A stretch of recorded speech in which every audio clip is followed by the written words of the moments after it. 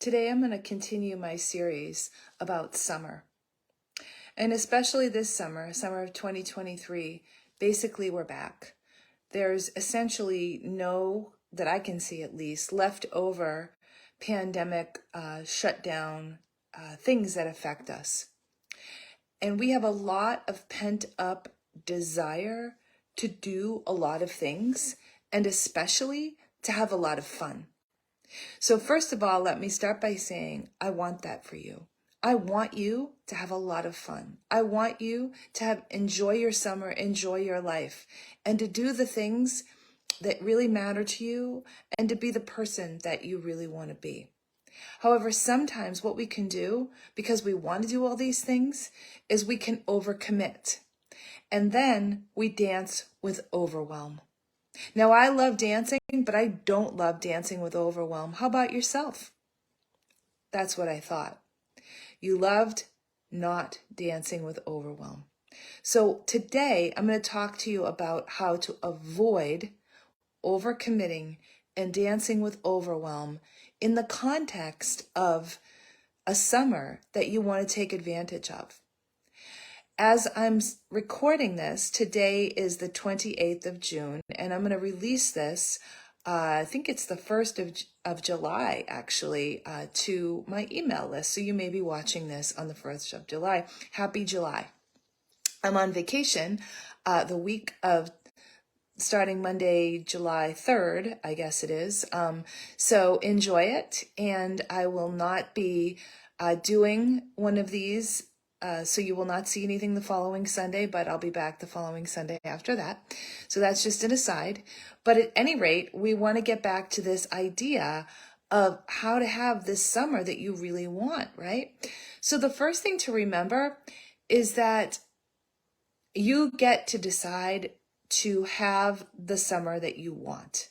You get to decide that you have all the time you need. In fact, that's going to be my mantra, and I invite you to adopt it. What if I had all the time I need? Pretty cool, huh? From that mindset and from that perspective, I think automatically we're more grounded. And when we're more grounded, we make way more rational decisions. We make decisions from our gut, from our heart, and from our soul, and not from a place of FOMO or fear or missing out and, feeling as though you have to commit to everything, because you absolutely don't have to commit to everything. In fact, if you created a not to-do list, that's probably better. So I'm going to give you a few tips here. One is to remember that mindset. You have all the time you need. 2 is to make sure you're grounded. And within 2, making sure you're grounded, are things like create a not to-do list. Or the other day, actually, I created a nice to-do list. Like I created a to-do list of what I wanted to do for the week, but then I made a line at the bottom like, okay, if I don't get to these things, like nobody's going to die. And that's a good list to have. And then you could also have, a not to do list. So like not going over and above because you have a perfectionist attitude about something, right? So there's some ideas. I want to say other things about being grounded. Sleep. When you look at your schedule, make sure the first thing you do is say, okay, this is my sleep time. Now that sleep time could be different in the summer, but you still need sleep, right? Focus time. Like when am I best? When am I at my best focus? Make sure you're clear about that. And then one overarching thing about being grounded is being totally at peace with deciding. You may know about my 5-step process: decide, discern, discover, practice, and celebrate. That decide in the success path that's usually behind me when I do my seminars and so on, and my group programs. That decide is in a big red ball. And in fact, if you go to my website, I've got an entire, 10-page workbook on how to decide.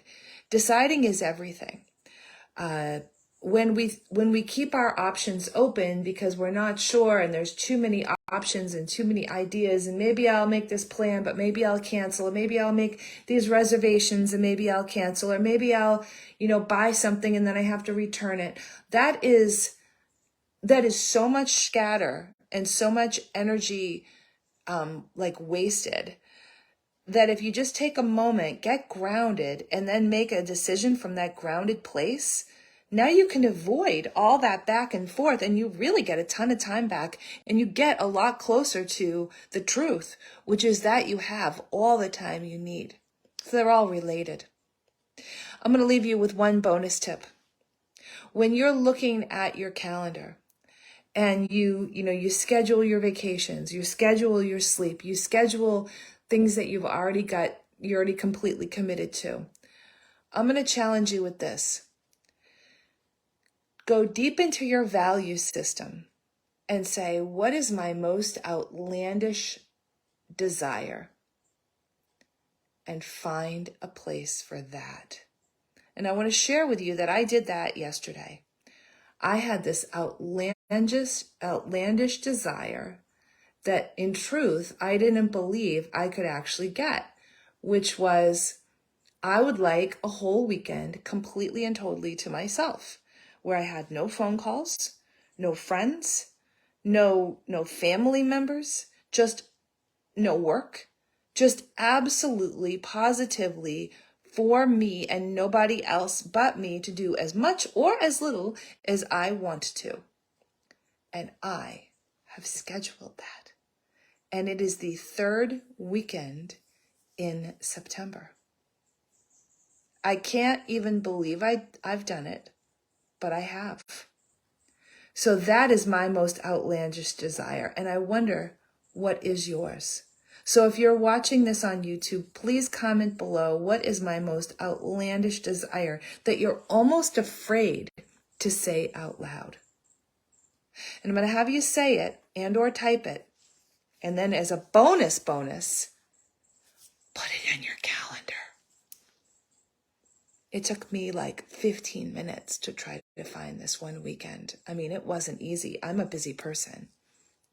But I am so excited that I found this. Because the truth is that you have all the time that you need. Overcommitting and dancing with overwhelm is a habit that you can break. I will see you in 2 weeks. Bye-bye.